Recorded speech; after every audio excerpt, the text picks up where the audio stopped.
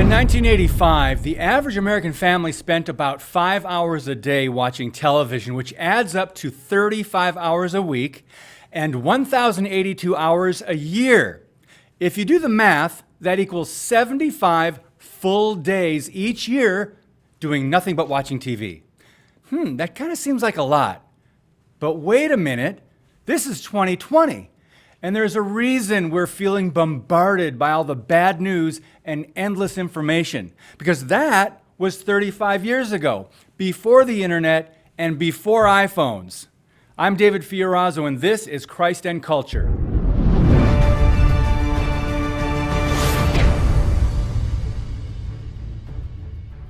A recent study by Vision Direct reveals some alarming findings. During the typical adult lifespan, and this year has been anything but typical, for businesses, home, and entertainment, a person will experience more than 13 hours a day of screen time. And since teenagers use overlapping forms of media throughout the day, they're often plugged into something for up to 18 hours a day. Wow! Now, there are many Bible verses having to do with managing our time and loving God more than the things of the world. One is Ephesians 5:15 through 17, which states, "Be very careful then how you live, not as unwise, but as wise, making the most of your time, because the days are evil. Therefore, do not be foolish, but understand what the will of the Lord is." Now, you might say, but in those days in the Bible, people didn't have electricity, let alone iPhones. Well, you're right. And they probably had more peace and less stress in their lives. Let's get back to this study for a minute. The findings conclude that when we die, ready, the typical person will spend a staggering 34 years looking at phones, computers, or televisions.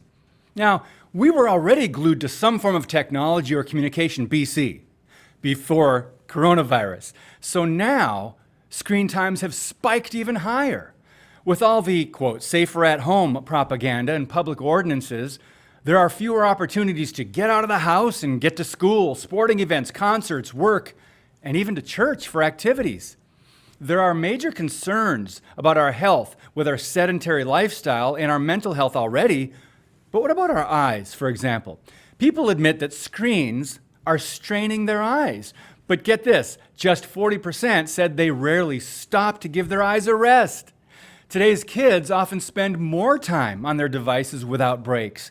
But since many parents have a similar issue, or maybe even a tech addiction, only 1/3 of moms and dads surveyed said that they felt empowered to tell their children to take a break and turn off their screens.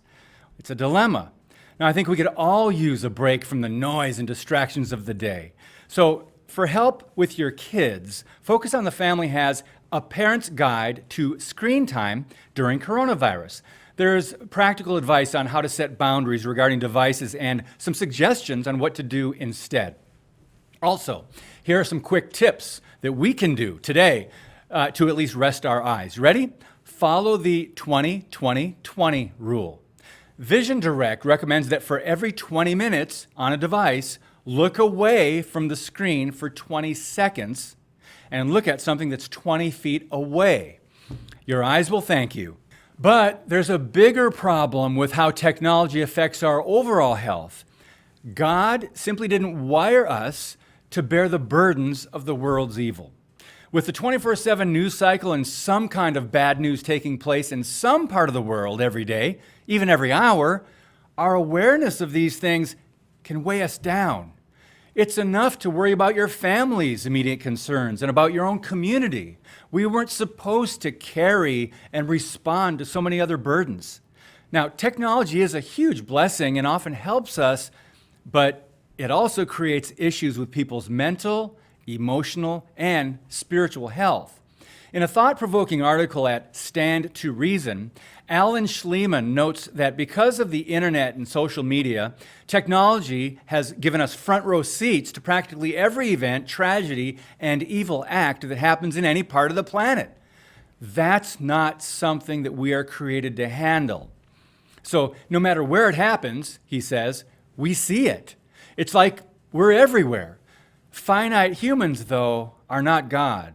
We don't have the capacity to handle inordinate amounts of evil. Because we witness these events, we're expected to know the truth about what happened. Experience tells us that evil takes a toll on our souls.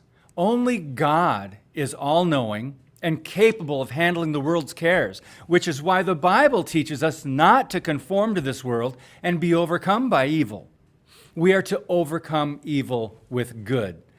Then there's the online debating and commenting on everything from mask mandates, power-hungry governors, the national anthem, religious freedom, church issues, public schools, Biden, Trump, and the 2020 election. Where does it stop? Things can pile up quickly, adding another layer of stress. So here are some quick suggestions. First, unplug from the internet and or social media. And not only when your phone is charging, plan times to get up and just walk away without taking sneak peeks. Spend time outside, preferably in nature. Take in God's creation. Next, pray, really pray about when you can shoulder other people's burdens and find friends who can help carry yours. This is actually a biblical mandate. So consider this a reminder about better time management in this high-tech age, and understand that we were created to work and worship, not bear the world's burdens. The Bible tells us to bear one another's burdens, which is hard to do when we're weighed down by the world. And also, the Bible says, give thanks in all things. Jesus is the ultimate burden bearer because his shoulders are the only ones big enough and strong enough to take on the sins of the world so that we might believe and be saved. He promises us rest for our weary souls if we would just come to him and trust him. God bless you, and keep speaking the truth about things that matter.